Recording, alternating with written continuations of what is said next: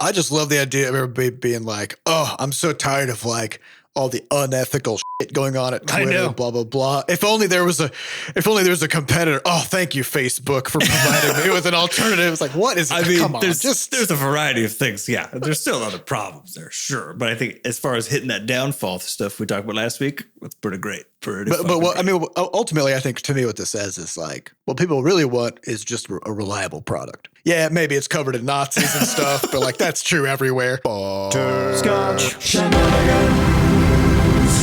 Hey everybody, welcome to episode 423 of Coffee with Butterscotch, the game dev comedy podcast of Butterscotch Shenanigans. I'm Seth and I'm the games programmer. I'm Adam and I do various things. I'm Sam and I'm the artiste. And this is a show where we talk about life, business, and working in the games industry. Today's July 7th, 20 Jubilee. Before we get started, we have a warning. There's going to be profanity on this show, so get ready for that. It's going to be great. We'd also like to thank our recurring supporters over at moneygrab.bscotch.net. Thank you so much for letting us grab your money to keep our mic tubes full of quarters. Yeah. Okay. All right. We got lots of stuff. Lots of stuff is going on. Let's go. Not even necessary. I mean, there's a lot of stuff going on inside the studio, which we'll talk about probably next week. But there's too much other stuff going on, but we just don't have time. So let's just burn down the list. All right. So for starters, it was 4th of July this past weekend, which here in the U.S. is, it's I don't know, it's just go outside and blow your hand off and grill a hot dog and I think those are the two customs that we have. Fuck up the environment with explosives and scare all the animals, and it's great. Kill an animal, blow your hand off, fill the air with smoke. You do have to do it in the right order, though, because it's very hard to make a hot dog if you don't have a hand. Yeah. Especially, I mean, if you just lost a hand. I imagine if you don't have a hand and you haven't had a hand for a long time. Yeah, if you have a freshly blown apart hand, it's grilling is super hard. Very challenging. But it is useful to already have the grill running so you can cauterize the stump. That is true. Which is why, this is why these things go together so much. Right. But although you probably just, I'm not a medical doctor, so this isn't medical advice, but if you do blow your hand off, I'm not sure if it's a good idea to cauterize the wound because the surgeons might be able to do some repair if you don't cauterize it first. So. But if you're bleeding to death, you should probably cauterize that shit. Yeah, stay ahead of it, Stay ahead of it. Pop some ibuprofen, grill that meaty hand. Stump, Yep. All right, so because it's 4th of July weekend, we always do a long weekend on 4th of July so that, people in the studio can go and, blow their hands off, visit family, blow their limbs off, whatever it is they want to do. And so I went up to visit Sam in Connecticut to see the fresh baby, which was great and really weird to see her neurons forming in real time as she's learning how to grab stuff. Yeah. Yeah. What's your hot take on, on baby, on parenting, It's weird because it reminds me of all the talk we have about large language models with their training sets, where it's like they just need a huge volume of data before they can do anything. And people are like, well, humans don't have that problem because they can draw inferences. I'm like, yeah, but you're talking about like a 30-year-old human who's been training. You're talking about GPT-4, you know what I mean? Already. Yeah. Well, think about the fire hose of data that's coming in through your sensory inputs. Exactly. The amount of inputs that it takes to develop a human brain is just continuous, nonstop for years. Yeah, I mean, think about just like to put it into perspective, right? If you're watching an HD movie, right, which is still lower pixel density than you can actually, see, and also you see your whole periph at the same time, right? You're talking like gigabytes per second, minute? I don't know. Per second, It's gigabytes of just to represent this tiny fraction of information that you can process. And all the while, you're also processing temperature and where you are in space, and you're also thinking about things. Like there's a million, and you're generating your own internalized training set as well, just by doing random combinations of the stuff that's already in there, Yeah. And then your brain also has to decide what actually matters, what to throw away, what to kind of compress down into a memory nugget that you can kind of call back on later. There's all this really complicated stuff, and you kind of take for granted. There's stuff that you do every day, like you get out of bed, you like go brush your teeth, like that. That's a sequence of steps that requires just a fuckload of planning and awareness of your environment and motor skills and like all this stuff. Every once in a while I become aware when I'm washing my hands, and I just like watch what's happening and I realize that I'm not really doing it. It's just my hands. My hands are just, they're just washing each other, but they're like, but there's doing a time where this where you delicate were dance doing where they're just like, they're based on like position and feel and stuff. They're just like making sure and like, I'm not even doing that. Right. But the sheer amount of orchestration that's happening to make or that happen just holding your body up in a even in a sitting position, apparently requires a lot of orchestration. Tons of muscles, and so you kind of, it's weird because like watching Maeva learning how to just grab a thing and like pull it closer to her face, like that's, it's boring. Like it's a boring thing to do because we're so used to the idea of it that we don't recognize how amazing it is. So like that was kind of the weird contradiction that I felt, kind of like spending the weekend with this 4-month-old baby and seeing her like making these groundbreaking steps toward being able to do the most mundane, boring things. Yeah. It was like this juxtaposition of, wow, that actually is really complicated, but also like it's boring. It's boring and really fascinating at the same time. Yeah. So it's like simultaneously she's developing like incredibly fast, but also not nearly fast enough, to be like interesting to watch like in the moment, but then like in the longer term as you see these milestones come out. We refer to it as Maeva TV, which is like, it's just for some reason you could just kind of watch her do stuff because it's weird. It's just you're kind of like internally weird. You're like cheering for her to like, oh, is she gonna be able to like? Is she gonna be able to figure out how to like, or make a certain sound, And it's like no, but like maybe in a month, right? So like she needs to build up her training. Well, we can talk about that with part of the reason they suggest reading to babies, even when they can't like they're hardly even paying attention, looking around, whatever else, is actually just because of that large data set problem. Yeah, you're just cramming stuff into. But you're also sending like very well patterned, well structured data, right? Because in the same with a large language model, like you can train them up way faster if you're already providing well structured, highly patterned data in the first place. Just that's why code works so well with large language models, right? And code to get it, like large language models do a better job with code than they do of natural language, although they do a good job with both. But it's the same deal there, right? Like if you're just reading, because your speaking language is different than written language, right? And it's actually less structured. It's less, it's more redundant, right? And like spoken languages than written language. And so the pattern is actually harder to detect. So yeah, I mean, it makes sense that just providing some context where there's like consistent structured information coming in is good. Yeah. They're like, even if it's an extra 100 words a day, after a year, that's a lot. It's a lot of extra data for a little baby brain, to absorb. Yep. So yeah. Cool. So it was cool. It was weird. It was very interesting to watch, and I'm excited to kind of, it's interesting to just think like, I'm going to have a conversation with this person at some point. Yeah, weird. Yeah, she'll be a person at some point. Yeah, right now she's just like rolling around and being like, like that's kind of the extent of it. Oh, it's kind of cool. So while we were in Connecticut, then there's this big storm in St. Louis. I assume it was big because like 60,000 homes got their power knocked out, including very windy. Like it was. Yeah. I was on the third because my office is on the 3rd floor, so I came up to shut everything down once it started because I was make sure I wouldn't lose my computer and stuff. And so I'm in a brick house, like a really old brick house. And brick houses sway a bit, like that's part of their design, right?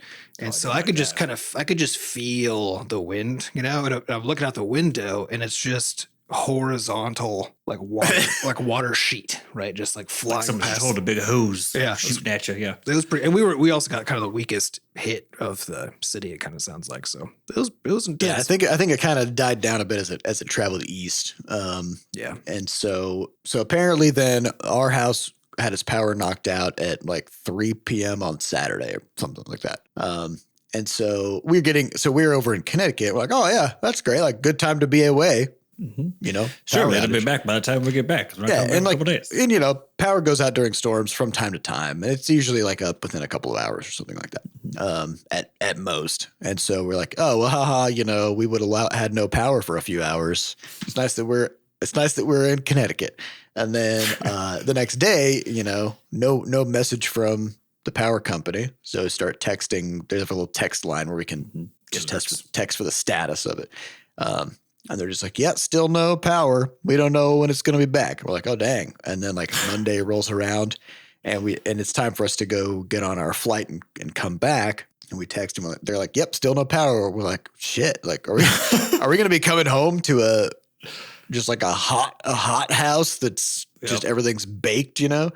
And then got home and sure enough, still no power. So we go get a hotel and then we're like, oh man, like what if the power comes back like right as we get the hotel? Haha. It didn't, we got the hotel and then next day we're like, okay, well still no power. And then they said, we don't expect to have your power back today either. So this is now going on day 4.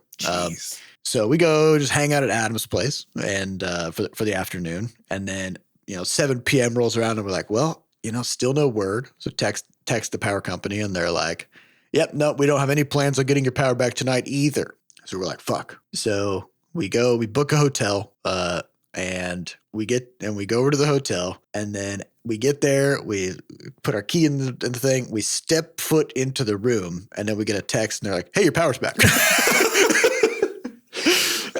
So then Sam and I look at each other like, well, I mean, we paid for the hotel, but also like, I want to sleep in my own fucking bed. Yeah. If you hadn't used 5 days, at all, I feel like they'd be fine. Did they give you a refund? Were you able to get out of there? No, we just checked out and left. Like, okay. We're just like, I don't want to spend the next 20 minutes arguing about a refund. I just want to get the hell out of here. Sunk cost. Just put it in the past. So and apparently Jordan, our lead QA lead, he had lost his power and didn't get it back until the following day in the afternoon. So for us, it was 77 hours power outage. For him, it was like another like 90 hours. Yeah, another 18 tacked on top of that or something. So, and it was, of course, 95 degrees here the whole time. So. It's hot. That's the longest outage I've heard of in St. Louis. Just sort of. Yeah, I think it was because like it's kind of like how winters are here versus like the South, right? Where it's like we're so used to winter that there's mechanisms that are ready to like go clear the roads really fast. Like everything's ready for that. And I agree that like power outages are actually surprisingly infrequent given the weather sort of chaos. A lot of thunderstorms, right? But yeah, they're usually cleaned up pretty quickly because they're actually still like you specifically don't have the high of likelihood of getting hit, but like in St. Louis, every time there's a storm, basically something's getting knocked out. Somebody's losing power. So they're pretty good at doing it. But I think it was just the sheer volume. So I think Seth, you were saving the numbers that Ameren is the company here, but that Ameren was reporting for like the number of people without power, and it was like, didn't it start at like 60,000 or something? It was like 60,000 homes, and then homes, and then not was people, like, right? And like just in our little area it was 2,000. But then the thing is like, they need to triage, right? Yeah. Where they'll go and they'll repair stuff, first, upstream. That's gonna, if there's like one node on the grid that's like affecting 10 homes, then they're going to prioritize that over like one home, right? Yeah.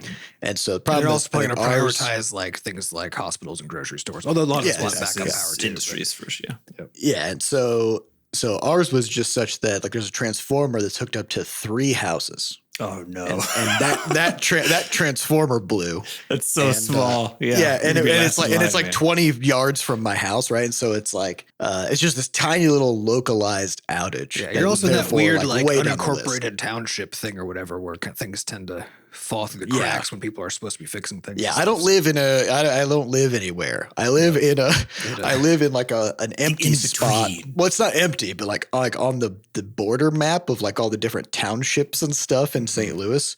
There's just this kind of hole in between several of them where they come together, but none of them ever extended to fill the hole. Void town. So does that mean you could just can you just like become the mayor of the void? Oh yeah, it's no man's land. There's no laws here. You could kill a man and nobody will blink an eye. It's just natural land. Yeah, you could walk your dog without a leash. You could commit murder, all kinds of stuff. Yeah. So I mean, that was, man, what a trip that was. It really it makes you appreciate a lot of things, but it also makes you think. It also makes you think. Wow, we're just like 1 week without power away from being in the fucking Stone Age. Like, you can't do anything. And the deeper we go into a technologically enhanced lifestyle, the more of an impact power outages have, right? Because like, what would happen if just all across the entire country. Like 2 weeks. There was no power for like even a week. All the food in the grocery stores would spoil, especially as we transitioned to like electric cars. People wouldn't be able to charge their shit and get around anymore. Everybody's phones would die. Nobody would know how to go anywhere because like we all use Google Maps and stuff. And if we can't charge our phones, then like, how do we navigate? The whole thing just kind of collapses. So as Samp and I were going out, we're like, a big reason, like we could have slept in the basement of it was cooler in the basement of our house. And like, we could have slept there, but we couldn't charge our phones. Right. And we're like, well, if we can't charge our phones, then we can't we don't have people's numbers memorized. We also don't have a landline. Right. So like that wouldn't have mattered anyway. You wouldn't be able to get alerts from the power company about any time. Yeah, no texting, no alerts, like your entertainment's on your phone and the whole thing is just, you got to be able to plug in somewhere. Or it's like you got to hydrate, It's very strange.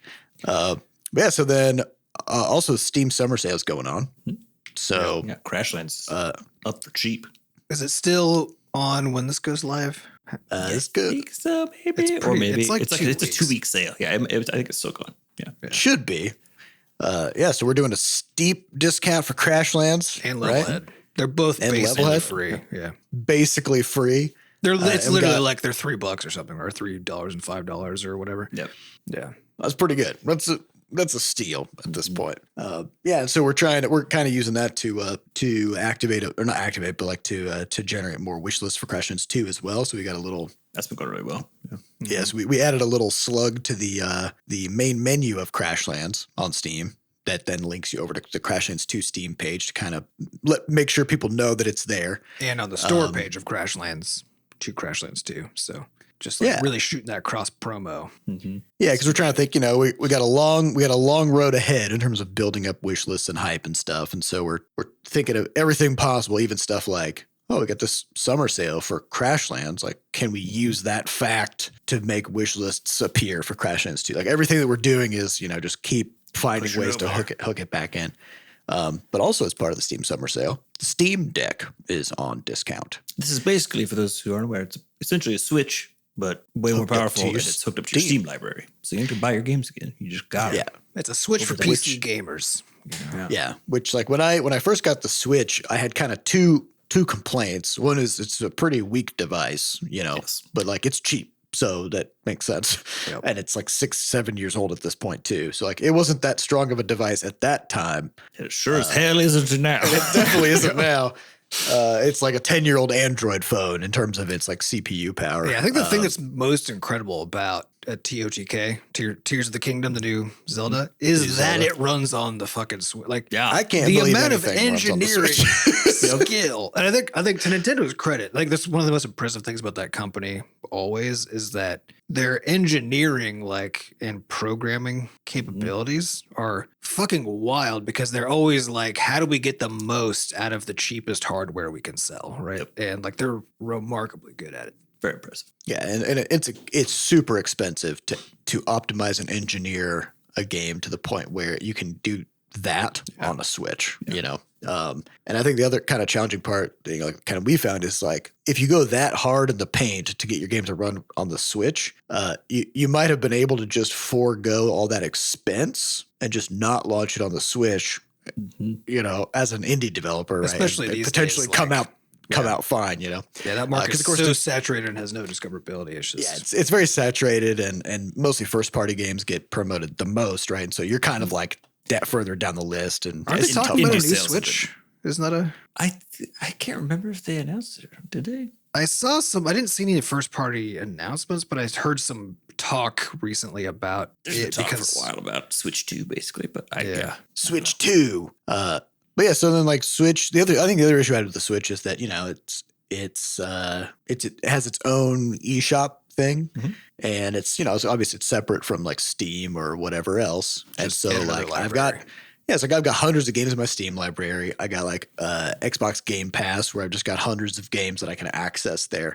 And then I go on to the Switch and I don't have anything. Right. And so any games I want to play, I've got to buy again, even if I already have it somewhere else. Or the Game Pass on your deck?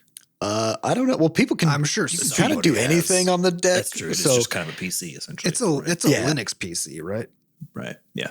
Yeah, but it does a bunch of emulation stuff. It's kind of wild. So I was like, well, I want to be able to play some games away from the computer, like in a different room or like when traveling. It's very fun. Yeah. Whatever, and I was like, well, Steam Deck is 20% off. Let's go, So I ordered the thing and no regrets so far. It's fantastic. I've been playing like Monster Train, which is amazing. Borderlands 2 runs great on it. So there's a couple of like warnings that I've come across, like caveats to the thing, which is that it has your whole Steam library. And there may even be games that have controller support. So like I wanted to play Dragon Age Origins, which is from 2009, and it does have controller support.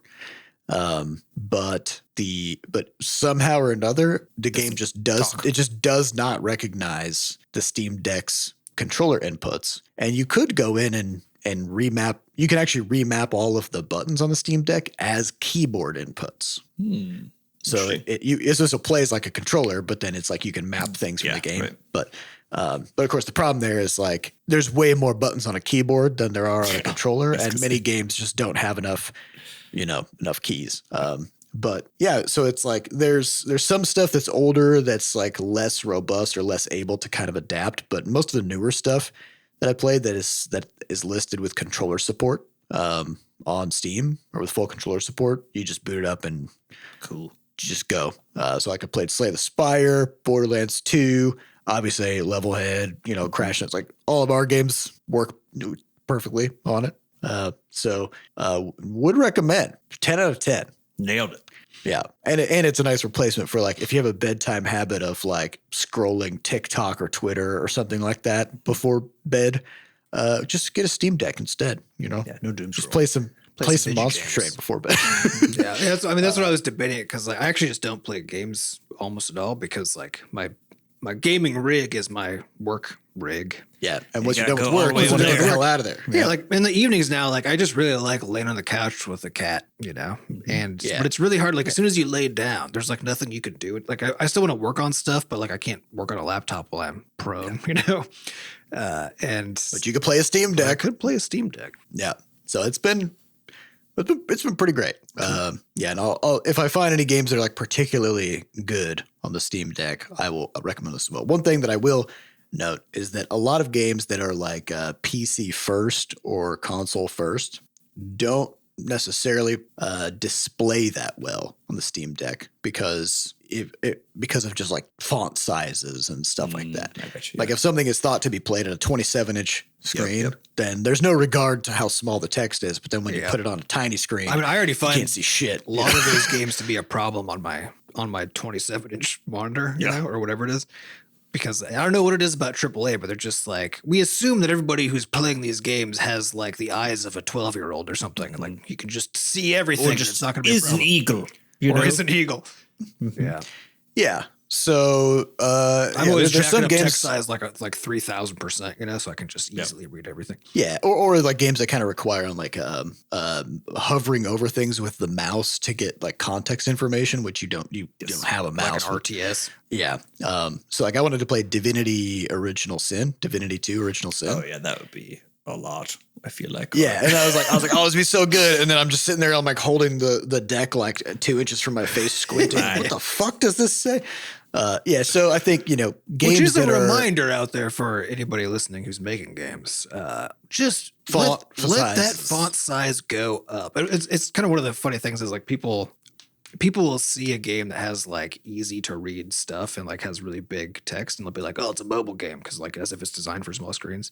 Like, no, it's a readable game. It's readable though. People like need to be able to read shit and like. Well, honestly, like even if you're playing on a console, it's like the TV is like 6 feet away from you or more, right? And so like even if you have a big TV, nice. The field of view that the TV represents is actually not that small. Much more than like what a Steam Deck has when it's a foot from you. Yeah, I will also say if your game has a cursor, allow the cursor size to get bigger too. Yeah. So we played Diablo 4. And man, when stuff really starts popping off of that game, you can't find your fucking cursor. And that's where you're trying to go, right? And so, but they have a setting that lets you you can blast it. I think mine's like 4x. It's like a big chunky guy. Yeah, I cranked everything up. It's so much easier to see once you really. I actually have noticed that recently, which I feel like is new. Although I don't play games that much, so it's hard to say. But I feel like it's new that now every time I booted up a new title, a new AAA title, I'm actually confronted with a series of settings options related to basically accessibility. So whether that's difficulty levels or just like how the game is going to work, how, like the screen sizes of things, it's the equivalent of all that stuff. It's essentially a walkthrough of what you do when you're doing gaming on a PC, which is like on a PC, you'll boot up the game. First thing everybody does, your classic PC player. Go to settings, right? So in consoles now, and also increasingly even on like in the mobile space, if it's like not like a necessarily free to play game, but maybe a subscription game or something like that, then when you first boot, it just gives you basically the accessibility settings in order, which kind of makes sense because it's like, I love that. Yeah, that's what it should be. You know, where you just get to for that too. Yeah, because I think also because usually like we're used to the idea, and I remember I had a discussion for original Crashlands and even for Levelhead to an extent, because actually Levelhead's a good example because Levelhead has different difficulty settings because you can slow things down to make it easier to play, right? And I can't remember what we ended up doing for that, but at the time, it wasn't very common for people to be presented with basic accessibility options. And so I'm pretty sure we talked about doing that, but we're just like, that's going to weird people out and like feel bad, you know? And so I don't think we did that actually. But we did a thing where I think it's like if you die a bunch of times or something. I think we try to detect if maybe you need it to be easier, you know? But yeah.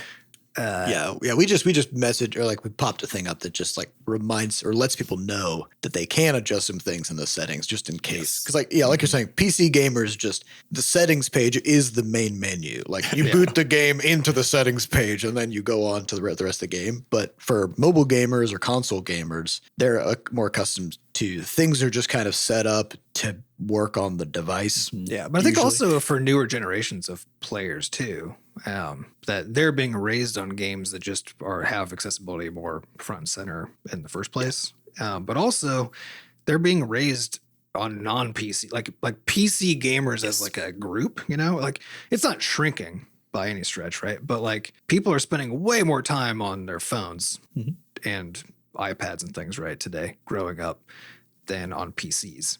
And so they're just not exposed to the same stuff. So like the habit that we have of like going into the settings and configuring stuff instantly started when we were in fucking like middle school, you know, with like Diablo on our like weird ass ancient computer that had, you know, nothing going on. And we had to like make sure the settings would let us play, you know?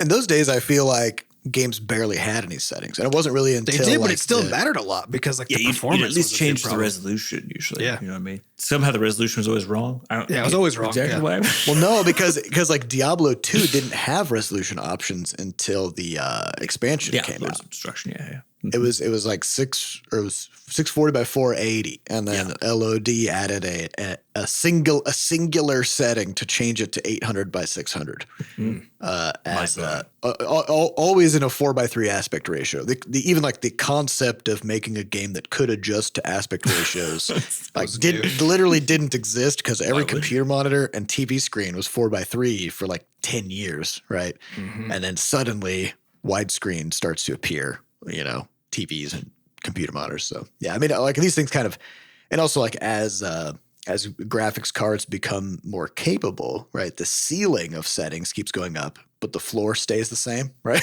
Yeah. So like you can always like reduce. The floor is still everything like 8 pixels on screen at a time, you know. And so like you can always like as I think more technological capability has been built in, then you just need more and more switches to flip off, you know?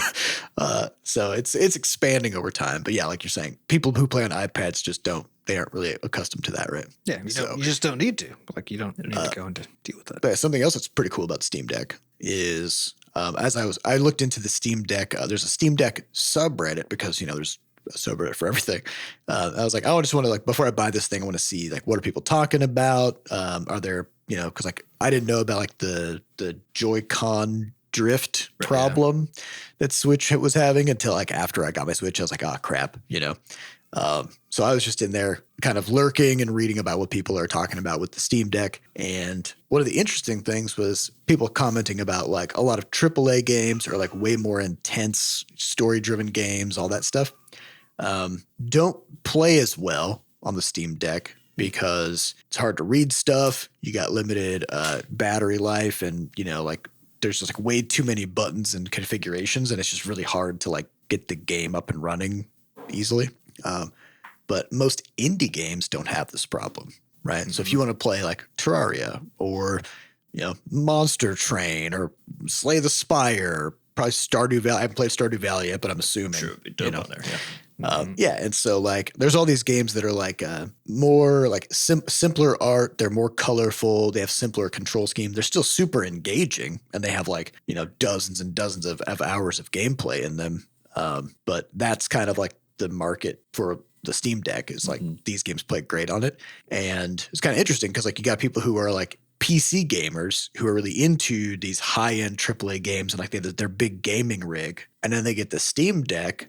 And then they end up getting like pushed over into the indie space because it's just like kind of two separate markets of like what works well on the different devices. And so it's kind of been cool to read through some of those threads and people like discovering all these indie games that they just kind of like overlooked when they were on a bigger screen or a more powerful computer, and realizing like, hey, these games are actually like fucking great. I was thinking about this because again, like I just haven't played games that much, but I was browsing through the Steam Summer Sale titles, and there's so much interesting looking stuff coming out. I was thinking the whole time, I was like, even though I don't play games that much, every time I do, I'm like looking through like all the different things. I don't have a lot of strong opinions about like the kind of game I should play or whatever, right?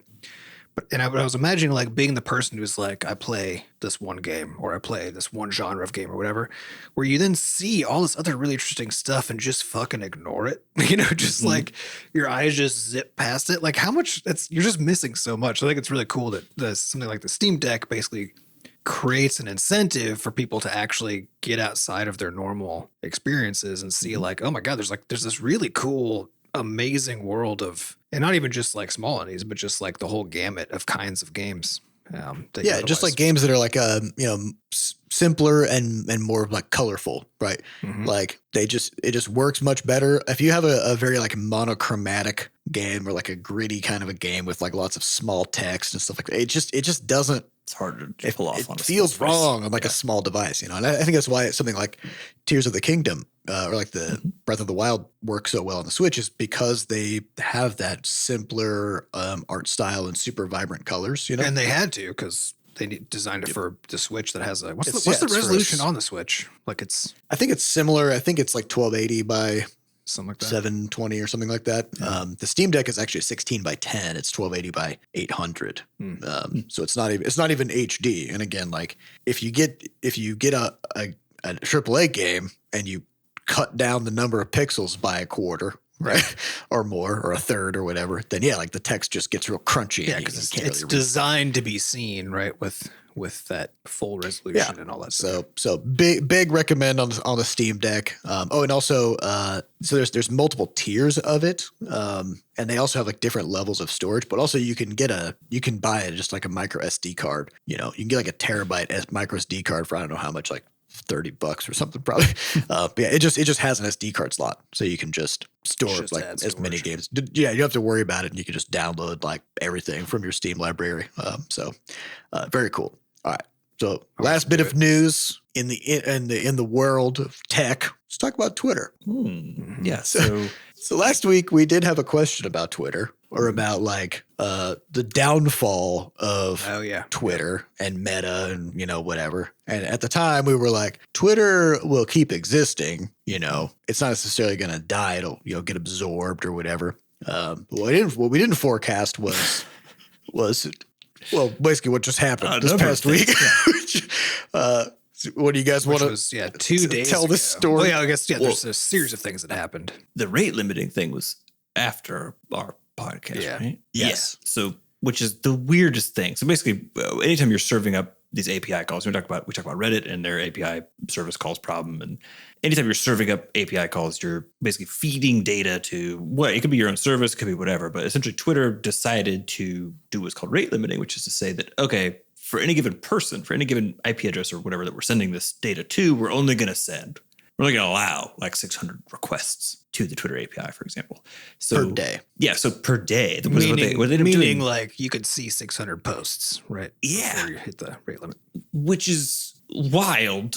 Which I think 600 tweets is something like 9 minutes of if you just like scrolled through scrolling. Yeah, if you just like scrolled through a feed and just read each tweet, it'd take you like 10 minutes. Yeah. And so it's like a lot of the most engaged users on these platforms are on them for far more than like hours. They're just on it all day. Basically. So they do this rate limiting thing. And then on top of that, it was like they bumped it up if you were paying or something. If you're in Twitter Blue, 6,000 it was 6,000. Yeah. It's so you get like an hour and a half or something. Yeah. Which is like enough for the vast majority of people, definitely, right? And like in 600 is enough for like the casual Twitter user who like checks it once a day, right? Like you would never hit that if you're just like checking the latest stuff, seeing if there's anything interesting, and then leaving, right? Right. Yeah. But it's not enough for advertisers who the whole point is as many views as possible, right? To get those ads worthwhile. And what a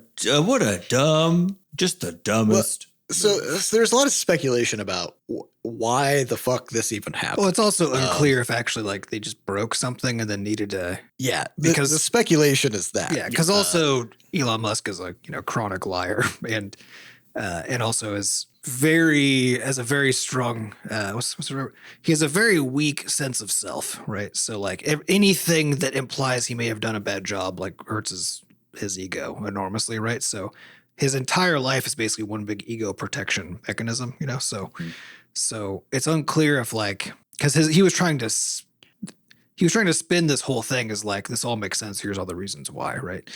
But it wasn't clear because that already didn't make sense, even if it was true. Yeah, strategically it makes no sense. Just strategically, it's just be like, our whole business model is get as many views as possible, then sell to advertisers. And then you turn around and say, but what if we intentionally got as few views as possible? Yes. What about that? Very good. Yep. Not great for your core business, I would say. Yeah. So what happened too then was I think it was like a month and a half ago or so. They had Elon Musk had announced that they were going to stop paying rent in several of their offices. They're just like, we're going to keep existing there. We're just going to stop paying rent. So at least one of their offices they got evicted from, which my assumption is that actually they wanted to break the lease, but there was some kind of a fine, or maybe it was like a 5-year lease or something like that. And so he's just like, fine, we'll just stop paying and then force the landlord to evict us instead. Right. Mm-hmm. And therefore they can get out of there. That's my assumption. Yeah. It still seems like that's the kind of shady bullshit. But it just seems like they could just sue to get that money anyway. So I'm not really sure what. Probably. Although then they could tie people up in court and they have in-house lawyers. So. Business at this level is just rich people throwing lawyers at each other like human shields. So that happened. But then also last month, they announced that they were going to stop paying for their Google Cloud services. So they had like a $300 million a year contract with Google to provide extra servers for processing because one of the issues with a company like Twitter or whatever is they have like a baseline level of activity that's predictable and that they can plan for, and then every now and then something happens. It's like World Cup, for example, and it's like holy shit. Everything's on fire. Suddenly everybody's on Twitter and it's like 10x usage for like 2 days, right?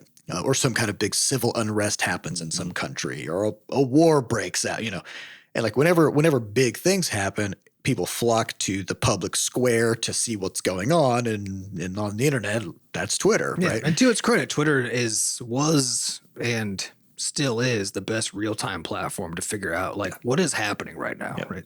Yeah.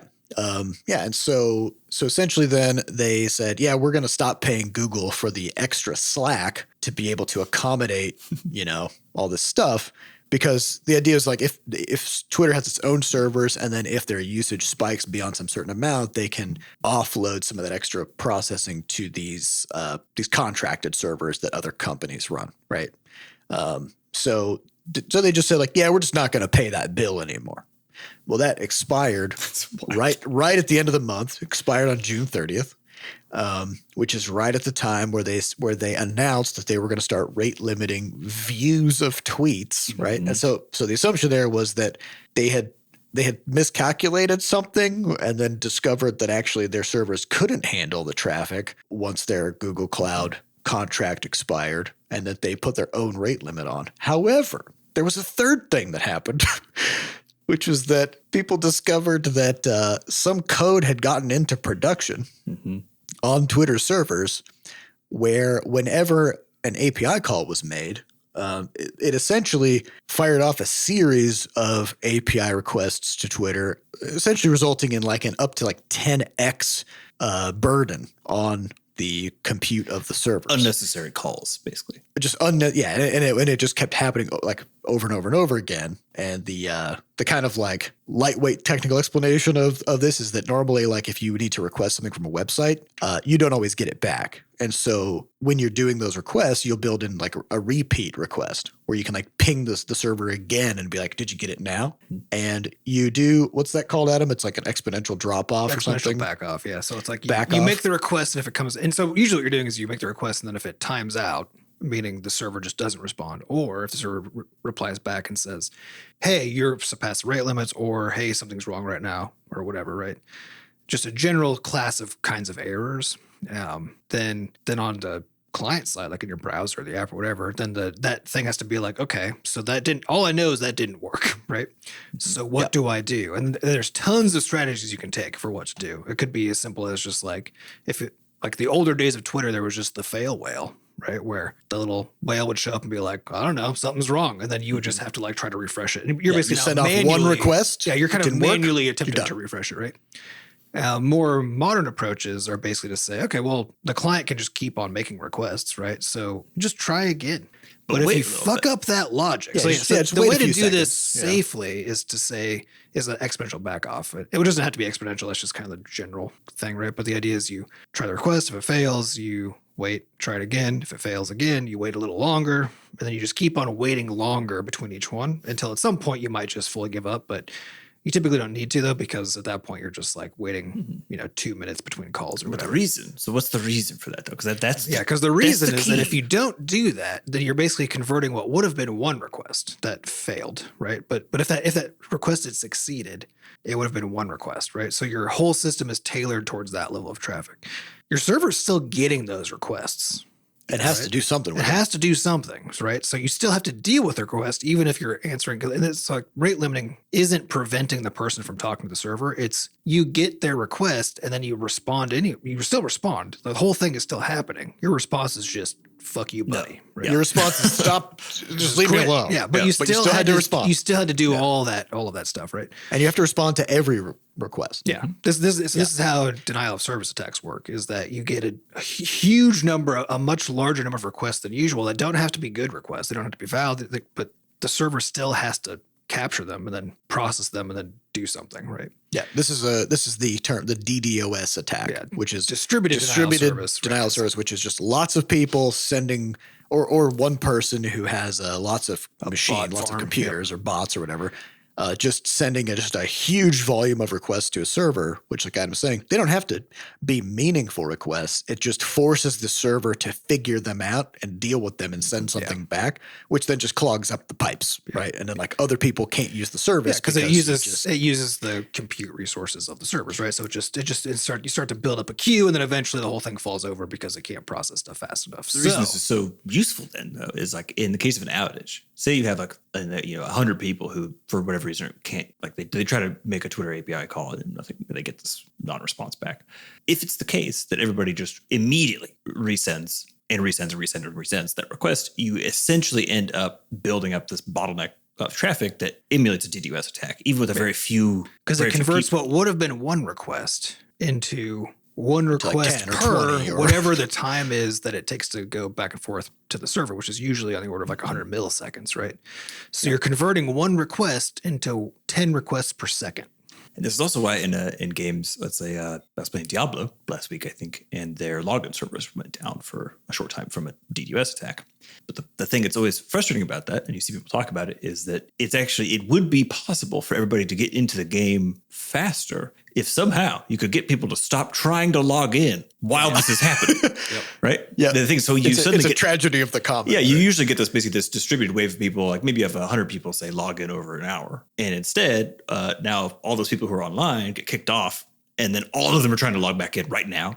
And so you end up doing that also. It's not just the fact that you get like this 10x from a person, but rather you take this population behavior that usually is spread out over time, and you just collapse it into a moment and spike this send, right? And so and you'll see comments from or news posts from game companies, and they'll say stuff like, our authentication servers are down, right? Yes. And it's because, you might be asking like, well, if they can have 10 million people playing the game at the same time, how come they can't handle 10 million people logging in, right? It's like, well, because normally 10 million people don't log in simultaneously. Yes. They log in over time, and that happens on a different server, and then they get handed off to the game client servers, of which there are many more, and they're configured differently, and they can handle 10 million people already being in the game at the same time.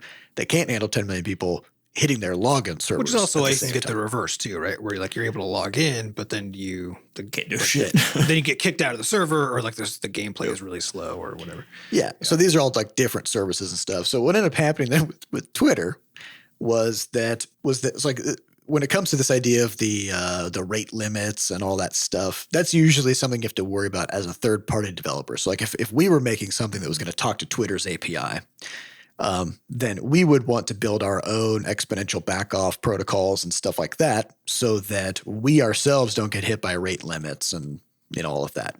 Well, what ended up happening with Twitter was that they themselves added some code into production where when their own site was requesting tweets to display to users, those requests were DDoSing themselves. Like they would end up making like dozens and dozens of requests to try to show a single tweet.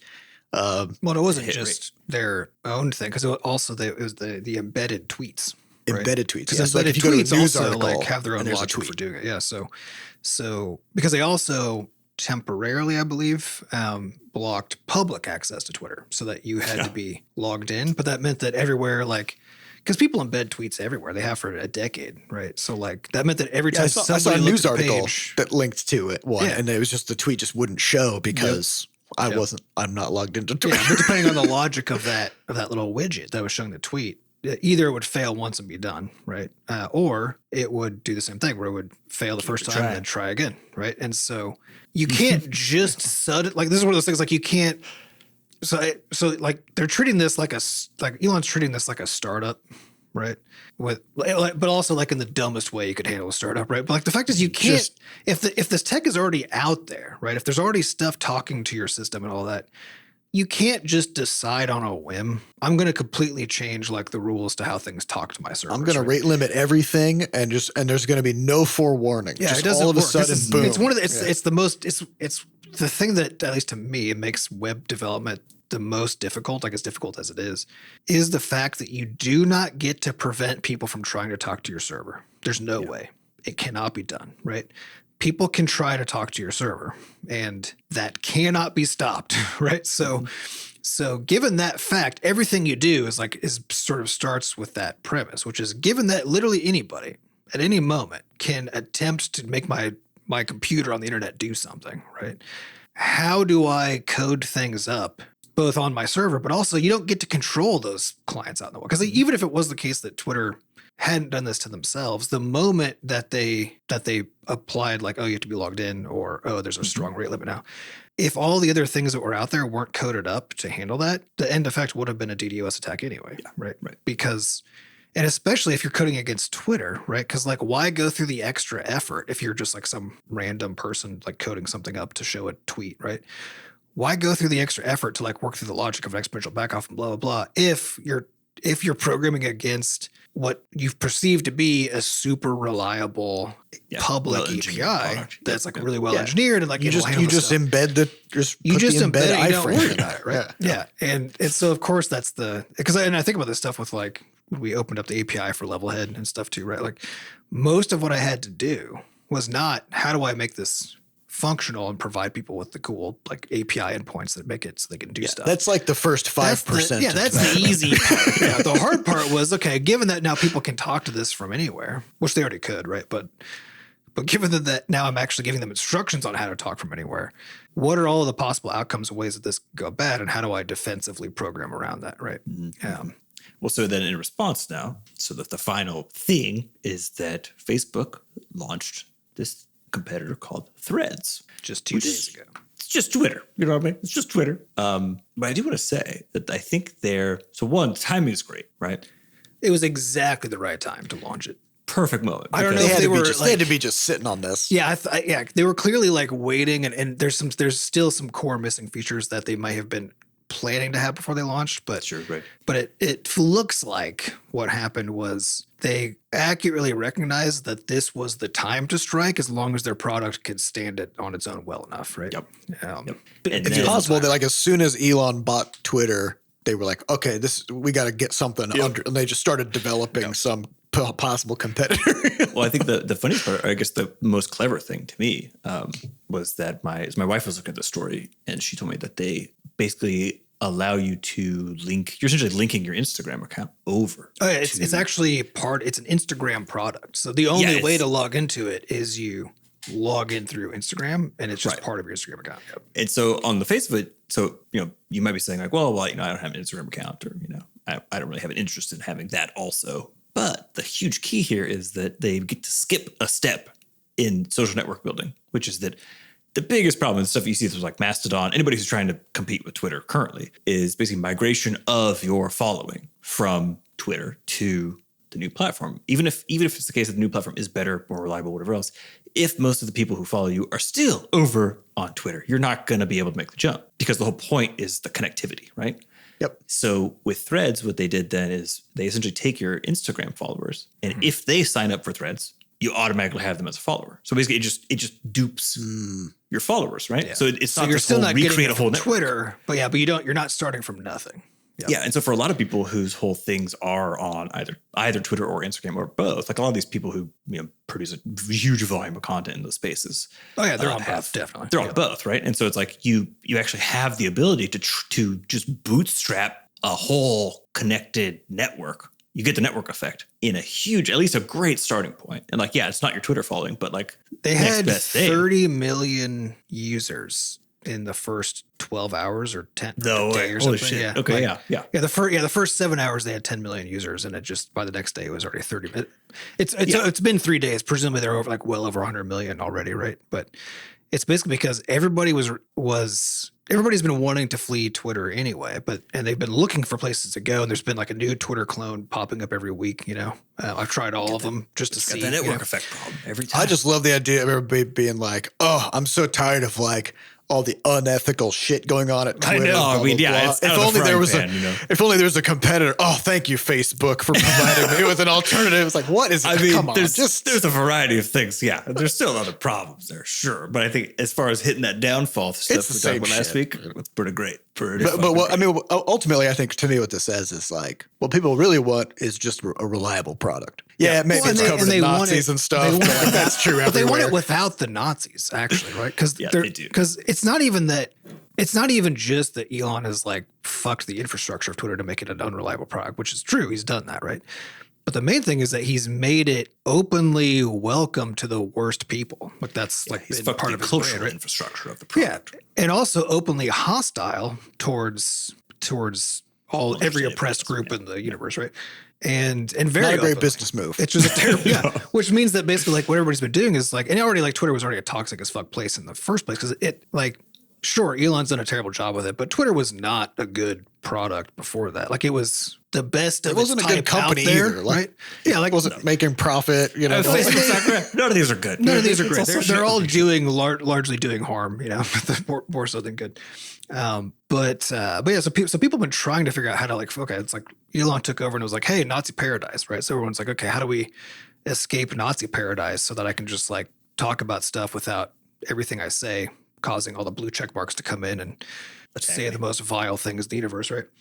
And so people have been trying to flee Twitter, right? But because of that network effect and so because the scale problem, right? Like Twitter has evolved over more than a decade. I think they were launched in 2008 or something, right? So like there's very few other engineering companies who could basically show up and know how to handle it's literally the other giants. So you have all these like smaller, there was like Hive and there's Blue Sky and there's a whole, and there's Mastodon. There's this army of things, right? But none of them could come in and just immediately offer the scale and the network effect, and they couldn't migrate stuff over, right?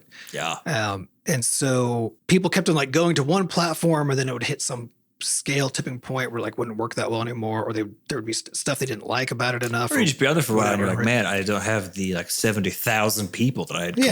I can't actually tell what's going on. So you still like are on Twitter, and then the new one comes up and like, oh, maybe this is the one, right? And so like ever since Elon took over, like there's been this sequence of these. But it wasn't until this moment that was the perfect storm of like Facebook being ready to deploy something at scale. That is just a Twitter clone, right? So they didn't do anything interesting. They were just like, blam, here's your Twitter clone, right? Which is what people wanted. They didn't want anything new and interesting. They just were like, I want Twitter, but without the Nazis. Exactly. And like the fact is, Twitter, but without Nazis. Facebook is like, well, I mean, we can. I think we can squeeze that one. We'll start it off without the Nazis, right? Because they at least like Zuckerberg on there did make multiple posts about, because Zuckerberg is still on the Nazi end of the spectrum, right? But not nearly as far over there as your Musks are. Yeah. But he's one of those like enlightened centrist idiots, right? Where he's like, I don't know, both sides, right?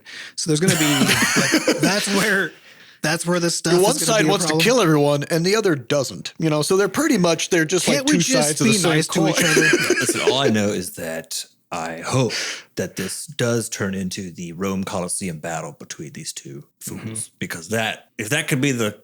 Oh, you mean the actual like cage match where they're going to actually fight each other? Yeah, apparently they joked about it a little bit, and I feel like maybe Elon's done. No. Nah. I heard it. I heard there's a long interview with Mark Zuckerberg on the Lex Friedman podcast where he talks a lot about jujitsu and stuff, and about like that it's good to be humbled by getting your ass kicked by somebody half your size, But I don't think Elon understands that. No, I don't think he would sign up to. Elon's the kind of in guy, any situation where he could publicly lose. Do you guys remember that for a while there was that thing around where it was like, here's this like chart of these various kinds of animals and the proportion of people who thought they could take them on in a fight, right? Do you remember that thing? Yeah. It was like, and then the disparity between men and women, and I think people in different countries as well. And I think like Elon is the kind of guy who would say like, yes, I could take on any of these animals, right? I could take on an elephant, a moose. Yeah, having presumably never even exercised, but like that's the kind of brain he has. So I could definitely see him. I'm confident that I could not defeat any animal in a fight except an animal that is somewhat slower moving that I could step on. I think that's because like as soon as we're talking like a cat, which like, okay, it's like 10 pounds. So but I do have the size advantage. But if you've seen a cat fuck something up though, oh boy. A cat in full force, its hands are just covered in knives. I don't have, and its face is full of knives. And you might say to yourself, I mean, maybe I can get myself a turtle. Have you been bitten by a turtle?